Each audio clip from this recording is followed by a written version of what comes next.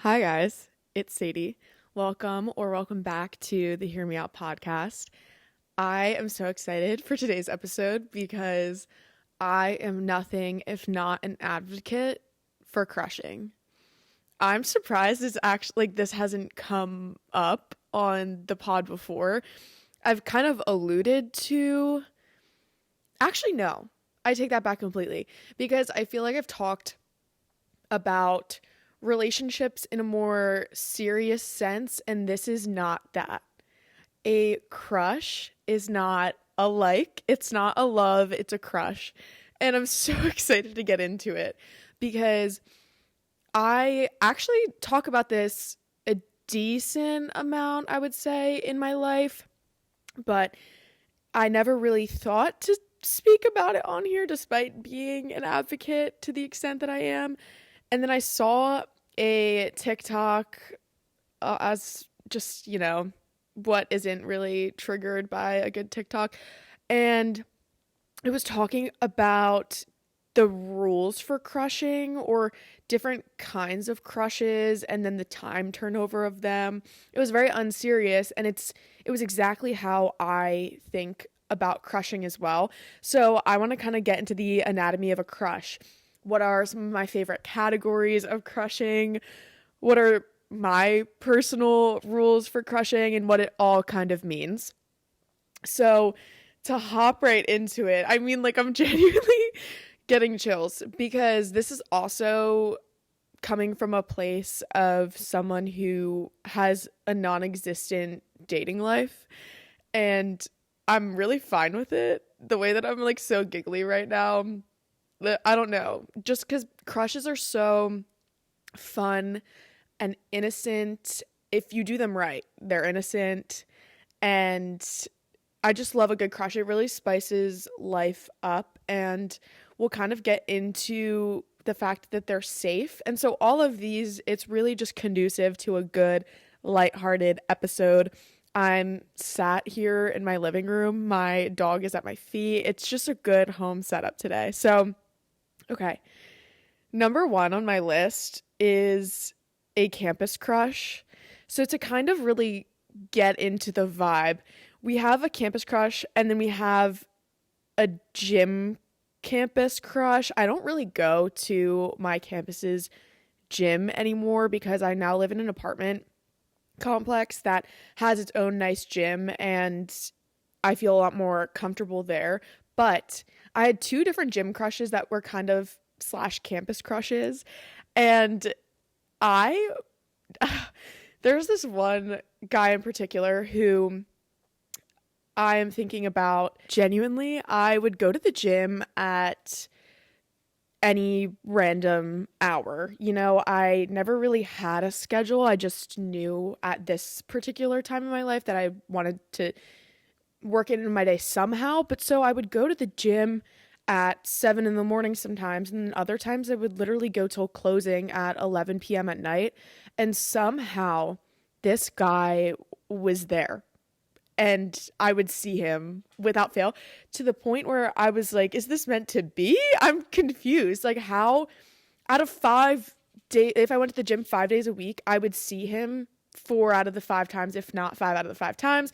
And it would be at completely different times. But it was a rush. If you hear weird noises in the back, it's definitely just my dog. But it was a rush. And part of that was kind of, there was like this eye contact sort of situation.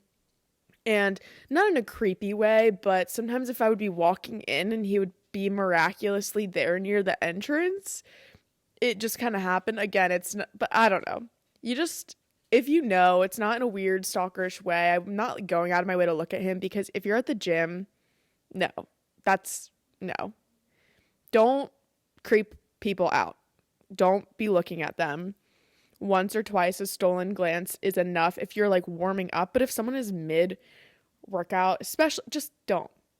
But anyway, I think of this guy and it was just fun. It added a layer to the gym, but I never like, I never wanted to go up to him. That was never a consideration because I never wanted it to be more than a gym crush.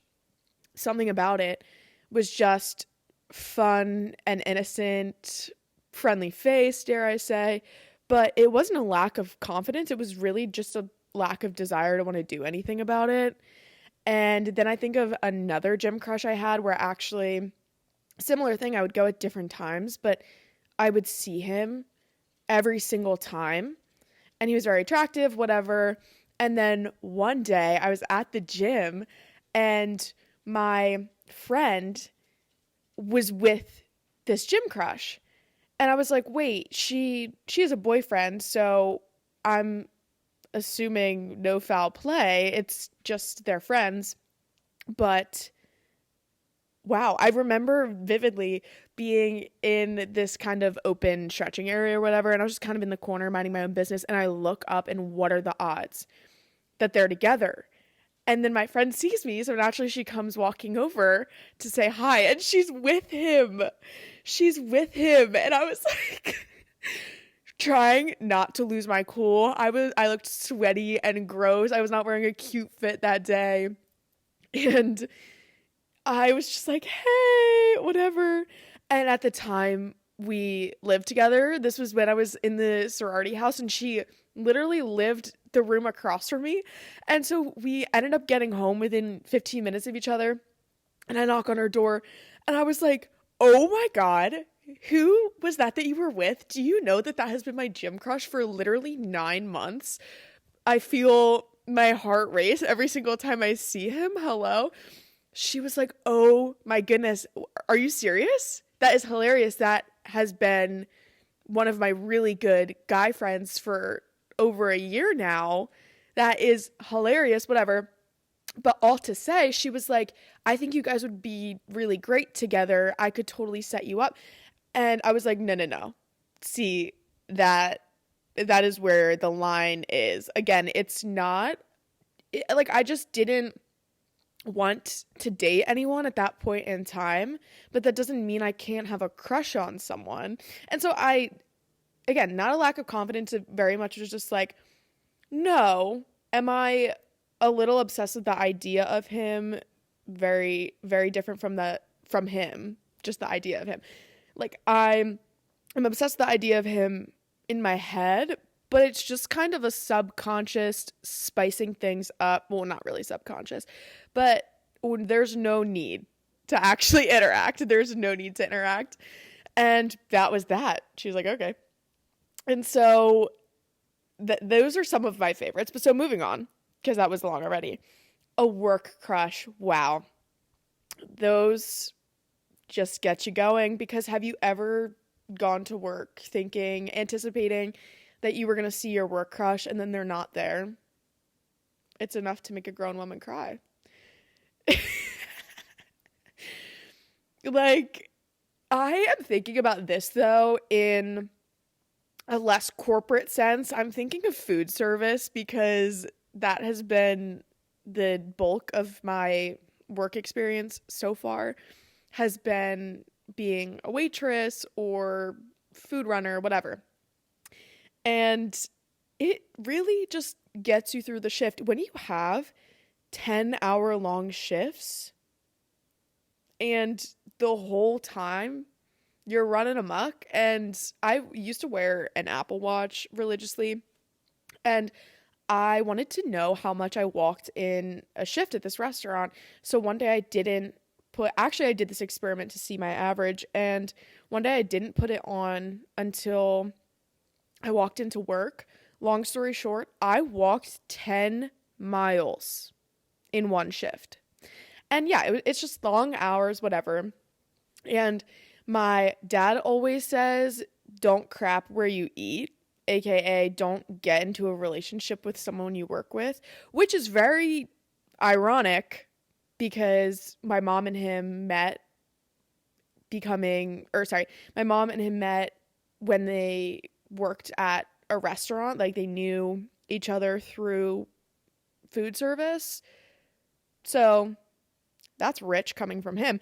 But anyway, I agree with that sentiment though, because I have attempted to not follow that advice and it didn't necessarily work out well. But anyway, just you need something to get you through the shift, something that's innocent, something you're not going to act on, because I imagine in a corporate sense that gets murky. You got to report it to HR, you got to disclose it. No conflicts of interest here. But food service, that's a free-for-all. And God forbid you have a crush. God forbid you have some eye candy during work. So that's a solid one. Now it gets a little tricky because we're moving into the outer layer of the friend group onion. I have used this analogy of an onion to describe friend groups recently a lot, because I currently have a crush and it's like of someone that's the outer layer of the friend group onion. So if you think of it, the innermost layer of the onion is your closest friends. It's your 2-3 best friends.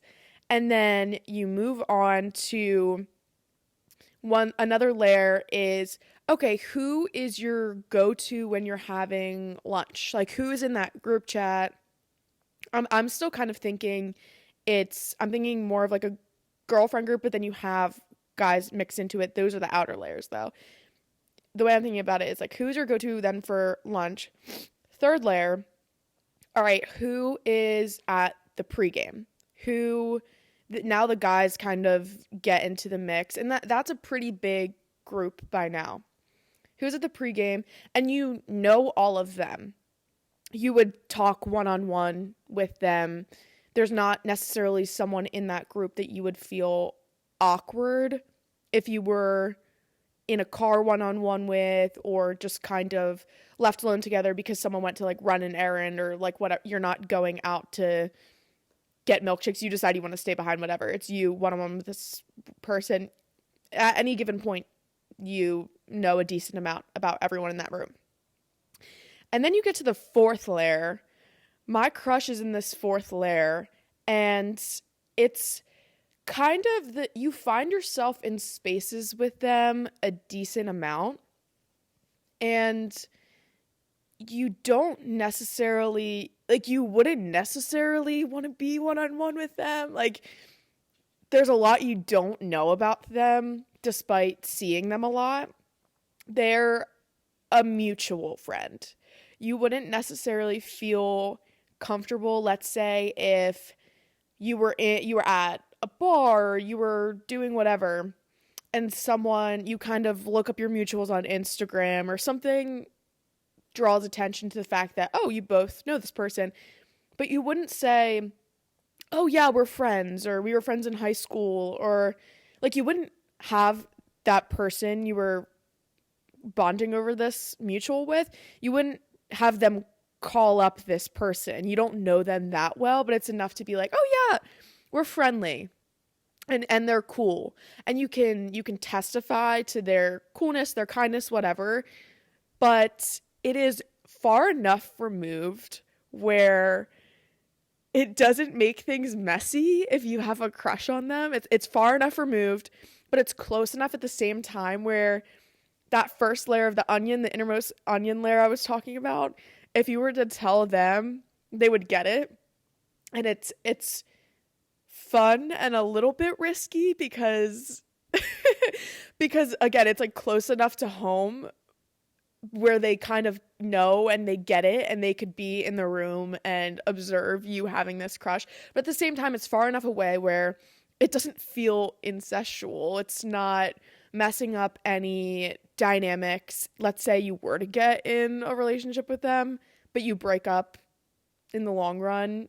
It's not impacting any relationships. It's not having anyone make some kind of decision. No ultimatum is going to be threatened if you're saying like, oh, you can't stay friends with both of us. No. That fourth layer, I would say there's maybe a fifth layer of the onion, but in terms of where crushes can start to emerge safely, appropriately, is this fourth layer. So That's a good time. And then the last one that is one of my favorites is kind of the hometown hero. We're going to coin it. And that is someone who you might see in your hometown bagelry. You might see them if you were to go out to dinner with your family, your parents, and then, oh my gosh, they're there too. So funny to see you at Christopher's. The Villanova mainline centric people will get that. But so it would make your heart race. You know them. You wouldn't say hi, but you may or may not know each other. It's honestly better if you don't, but the person that I have in mind who, like, I don't have a crush on, but well, because crushes are unserious, it's kind of like an acknowledgement of them, so maybe it is fair to say I still have a crush on them. But let's say peak of this crush was sophomore year of high school. We know each other, we follow each other on Instagram, but I wouldn't stop and have even a 30-second conversation with them. It would just be a smile, a nod, an acknowledgement. Hey, you exist, I know you, but that's it. And it's not disrespectful to limit any interaction to that. So this person is very much, I'm laughing because, again, I'm thinking about this specific person, but you have minimal interactions with them. It's not crazy to be in the same room as them, but it's rare. It's certainly rare. And it would be if a lot of other people were there. For example, this person in mind, I had never really been in a room with them before. A lot of my friends had, and not only been in a room, but actually been friends. They had experiences with this person and testified to his coolness. Oh, like, he's awesome, whatever. And then one day I found myself going to a homecoming with his best friend, or like, not his best friend, but a close friend. So it was like him, his best friend, his close friend who I was at homecoming with. So there was a group of 6. It was like the 3 guys and their dates, me being one of them. And so we were kind of like in the car going to the dance together. We were at the after party sort of situation. And it was very much just like oh yeah, like, they're attractive, face value, very kind, was very inclusive of everyone, including me, even though I had only known of the person. But it was just kind of like, okay, I see the hype of this guy, and he's very charming, but like, he has his own date, and it's not going to be a thing, but you still kind of get this human butterfly in your stomach situation. But they're just not really more than a figment of your imagination. They almost kind of seem otherworldly. I don't know, but everyone knows about them. They randomly could come up. They're a hot shot, whatever. They're just the hometown hero. And so, God forbid you have a crush on, I don't know, the lead in the play, the star of the lacrosse team, the friend's older brother's best friend who, like, you might be, that sort of vibe.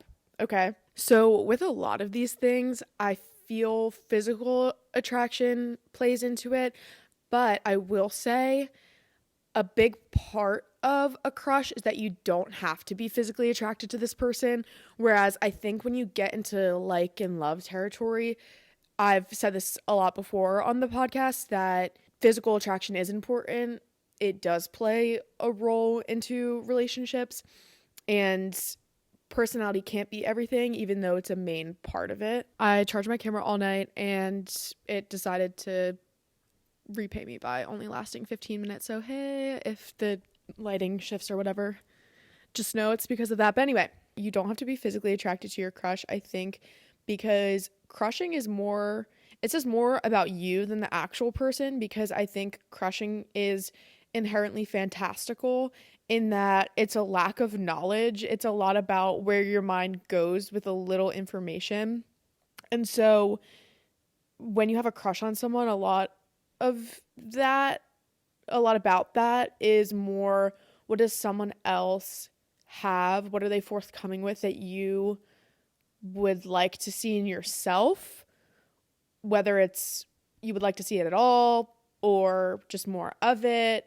What does this person do to a room? How do they command space, et cetera, that you just admire almost in a way where you're a little envious of it. Like, it's very attractive when someone offers something that you can't necessarily.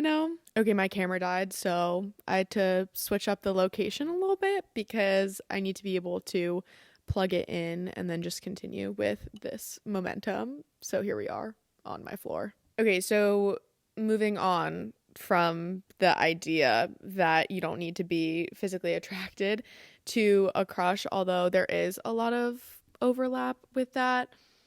Let's get into some rules of crushing.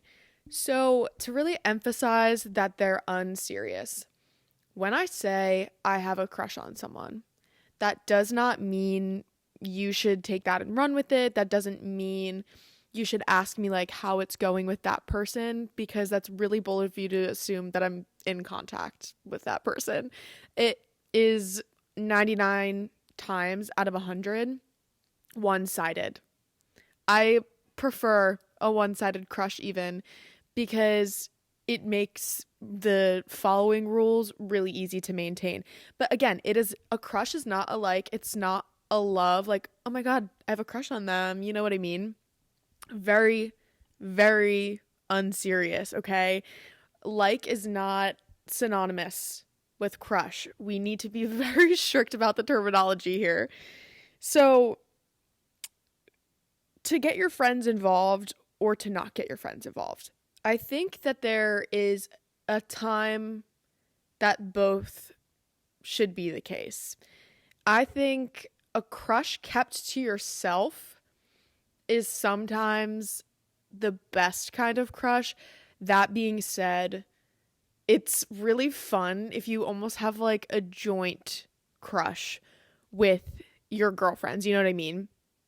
If you tell them, if you give them the 411, or you almost kind of treat it as, again, these people are, it's very parasocial in a way. It is similar to a celebrity crush, even though you know these people in your life. You see someone in this room, like there's definitely a handful of people that I'm thinking of when they're in the room, and it's like, oh my gosh, they're here, and it's just making something out of nothing for the bit. Crushes, in a lot of ways, are a bit, particularly when you get other people involved. So I think that it's fun if everyone else is on the same page of the fact that it is unserious. Like, the fun is taken out of it the second someone starts asking about the moves you're going to make. There are no moves. This is the move. Me making eye contact with that person and then looking away, that is the move, okay? I'm not asking them on a date because I don't want to ask them on a date. I don't want to be in a relationship with them, you know? This is almost to remind myself that I'm capable of feeling something, that the rush is still there. Then there's the ones that you do kind of keep to yourself. In my experience, going back to this onion analogy, the fourth layer of that onion, that's the kind of one that you keep to yourself. That is the kind of one that you let fester a little bit. Ew, I hate that word. But it's very fitting. It's the verb that comes to mind. You let that be what it is. Because, again, as long as your friends are on the same page and they're not the type of people to then make it weird if you are in the same room with a crush, then yeah, get them involved. Okay, so you don't actually know a lot about them. Very little details. I feel like that's kind of key to a crush, because in a way, then all of this is to say that a crush is having a lack of information. I think fantasy and like making situations and stuff, to a certain extent, this is healthy. Like, this might sound obsessive, but we're not getting into limerence here, which I'll circle back to in a minute. It's not limerence. Like, this is all a healthy dose of one-sided, let's make life more interesting. Because if a crush is lack of information, then I think being curious, which then leads to information, leads to like and love. I've also talked a lot about how curiosity, in my playbook at least, is very much a non-negotiable. I read something recently where it was like curiosity signals attention without control, and just like wanting to know more about people. When you know the intricacies of people and their life and their thoughts and all of that stuff, that is where you kind of get into the murky territory of, oh wait, this is actually involving my emotions, and a crush is safe. I'm just going to keep saying that, because a crush is, again, just keeping things, it's almost like keeping your emotions primed and reminding yourself that you can feel things, and it feels in a way like you're taking a risk emotionally when really it's very safe. It's a weird dichotomy of hopefully that makes sense, but makes sense to me, so I guess that's all that matters. But so again, crush is a lack of information, just as curiosity, which then leads to information, leads to love. I would say that's kind of the series of things. So like, we're not trying to learn more about our crush from the horse's mouth. We're not really interacting with them in depth. Returning to the idea of limerence, so my understanding of limerence is very much a one-sided, often in a romantic context, relationship. Kind of think of unrequited love, but it is an intense obsession when you're tied to, again, kind of like the idea of someone. And I think a line that is kind of crush versus limerence, where then it gets unhealthy, is how much you're thinking about it. And crushes shouldn't take away from your life, in the sense that I first think of, okay, if you are working a 9 to 5, and can you get through this 9 to 5 without this person controlling your thoughts, I guess, in a way, or I guess just kind of entering your thoughts? You're not going to stop work necessarily to see if this person texted you, because odds are they're not texting you, because you don't really interact a lot with this person. But if they are texting you, like if it is a textuationship, I love that term, then it's to a healthy degree. Again, like, you're not sending paragraphs to this person, you're not sending them songs thinking or sharing, oh, this song made me think of you. That is not the dynamic here. So when it starts to take away from your life, that's a nod to, or a sign that this is maybe more than a crush. Let's be honest with ourselves. It is not in the innocent category anymore. It is not safe. You are very much breaching the crush contract, okay? No, they shouldn't be your every waking moment. It's just kind of when they come across your feed, you get that quick pang in your chest, but then you kind of move on. Or if someone talks or brings them up in conversation, you fawn over them for a minute, but you don't actually have that much to say besides that you like the idea of them, or make some joke about, oh, I would love to like do XYZ with that person, or like, oh yeah, we're like, that's my husband, you know what I mean? Obviously they're not your husband. Obviously, you've maybe talked to them twice. Come on now. Remind me never to film on this camera again, because genuinely I keep having to start and stop, and it's really jacking my vibe. But we persist. This is nearly boots on the ground journalism. Okay, so I don't even know where we were at actually, so we're just gonna move on. If you do crushes right, though, I will say, under what does all of this mean? If you do crushes right, you're not boy crazy or girl crazy or whoever you're attracted to kind of crazy. That's not it. You're missing the memo if you categorize someone with crushes as boy crazy. They're not living their life for these people. It really is just about making life exciting. God forbid someone looks for excitement in other people, not exclusively. Like, you should be looking for excitement in yourself as well. But, period, So having crushes, not the same as being boy crazy if you're doing it right. A really interesting point that stemmed from a Substack article, in having a crush, it makes you analytical in a way. That's interesting. I never would have, they phrased it in the Substack as having a crush like awakens intelligence, essentially. Maybe I'm not necessarily doing justice or paraphrasing that correctly, but at least my takeaway from it, or thoughts that were inspired by this Substack, is, think about it. I'll put it in context, which is, if you have a crush on someone, I'll use an example actually. So one time I had a crush on a boy who shared with me that he really liked American Horror Story, which, oh, wow.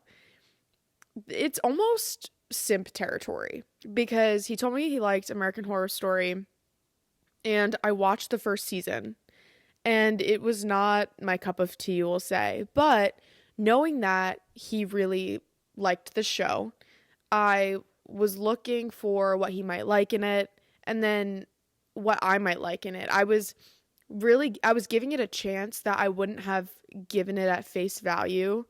And by the way, like, I never probably would have clicked on American Horror Story in general, so that kind of says enough. But I think having a crush exposes you to media, amongst other things, that you wouldn't have given a chance without that person's interest. And it really expands your palette in a way. And then it has you critically thinking a lot of the time, because you look at things with through different lenses. And if you can't find something that you like, or develop an appreciation for why someone else might like something that you dislike, I feel like it almost then leads you to think, well, why don't you like it? And I think it's really important to be able to explain why you don't like something. You should never just say, I don't like something. Well, why? And understanding why you don't like something is just as important as understanding why you do like something, versus just it's a feeling, I learned this in a film class actually, and the teacher had said, no, don't just say you don't like something. I think that's lazy if you can't debrief it, essentially. And it, almost like your dislike isn't valid if you can't give reasons why. And describing that dislike is a lot harder than you might think. It's just like, well, I don't dislike. Well, no, why? Why did you not like this film? Well, so similarly to this, well, why don't you, or why do you like this media? Why might someone else like it? And then it gives you an appreciation for it. And I think about that person when I think of American Horror Story, and it just brings a fondness to, almost a nostalgia to it. So even though I think the foundation of a crush is a silly little thing, if you wanted to get deep about it, it's not so silly in the sense that actually you're developing an appreciation for things you might not have. You're taking a second look at things that I think it's important, again, versus just looking at something once, saying you don't like it, not understanding why you don't like it, and then moving on. Having someone else's opinion, you really do find an appreciation for things, especially even out of a crush context. And I think that's kind of beautiful. And it reminds me of Mickey Galvin, who makes YouTube videos and these video essays I really enjoy. She recently shared how when she was younger, like myself, and I'm assuming a lot of people, she curated a VSCO feed. She was talking about putting filters on things and editing photos, and that might seem like silly little time wasted, but it was actually, there was a lot going on behind that transferred into her job now, and we shouldn't be dismissing those things, especially because I find it's almost commonplace to now have a competency when you're editing photos, at least at a base level. But those skills, all that time that she spent, all those hours she said kind of like on social media, curating a feed and all of that stuff, that eye and those skills, no matter how, I guess, shallow they might seem, they really are important. To wrap up that point, let's give crushing more credit, using that Mickey Galvin idea where maybe there is a little something deeper at play, or that might pay off in the long run, even though it might seem like a silly little thing now. Your brain, your heart, it's like working in a very specific way. And I don't think it's a waste of time or energy. And I was also thinking that crushing is almost an emotional limbo is the term that comes to mind. But I'm also thinking of kind of crushing as a stepping stone toward commitment and being ready for it.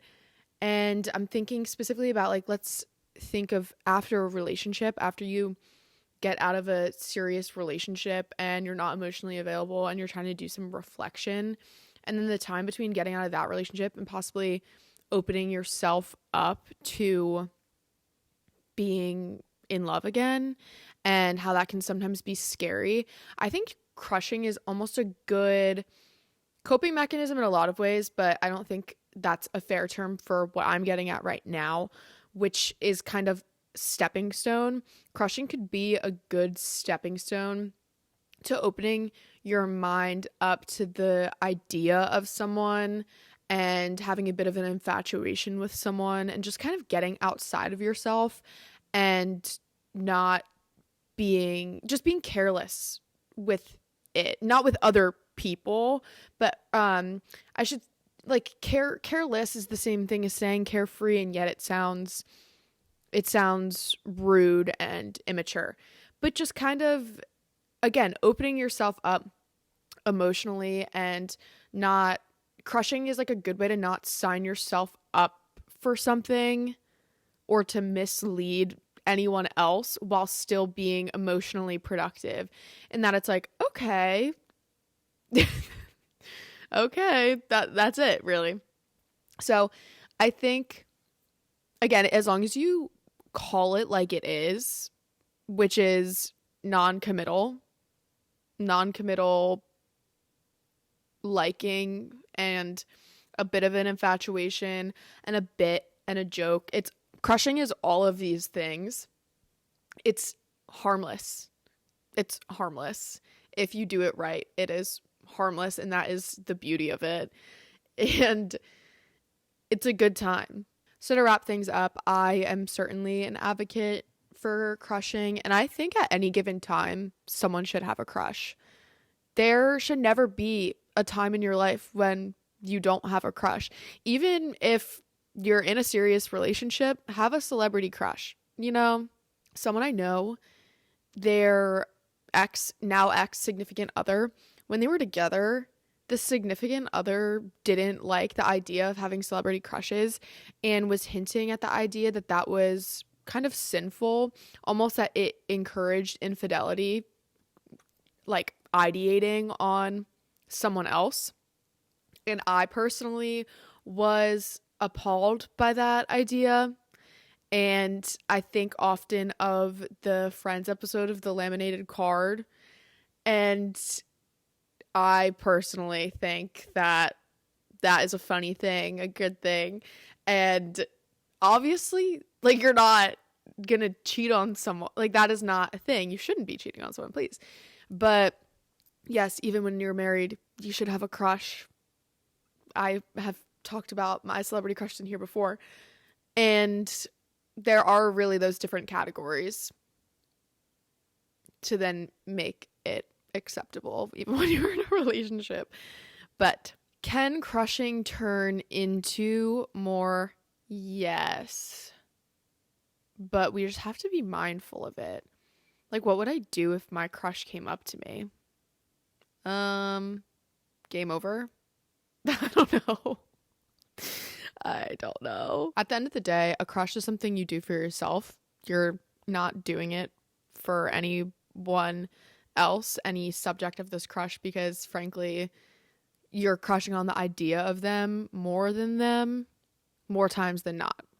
So knowing that, being respectful of that idea, a crush is for yourself, and it's safe, and I don't think it's a sin to play it safe.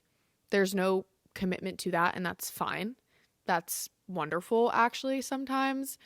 And I don't think a crush and like crush culture, I'll call it, shout out Conan Gray, a crush shouldn't be an excuse to be emotionally unavailable. Like, again, it's all a very self-aware art. The self-aware art of crushing and just walking these lines. They're not particularly fine, but they're there. And have fun with it. Commit to the bit. If anything, a crush is a bit, and I think it spices up life, and they're important, and it makes life worth living. God forbid. I'm really intrigued to hear what anyone thinks. If anyone feels like tapping in the comments, let me know. But I will leave you, as I normally do, with, if you don't already follow, at HBU Hear Me Out on Instagram. That is there for extra content. And follow the podcast, whether it is subscribing to the YouTube channel or clicking follow on Spotify. That would mean a lot to me, but it already means a lot to me if you made it this far. So thank you so much, as always, for listening, and you'll hear from me next Sunday. Much love. Bye, guys.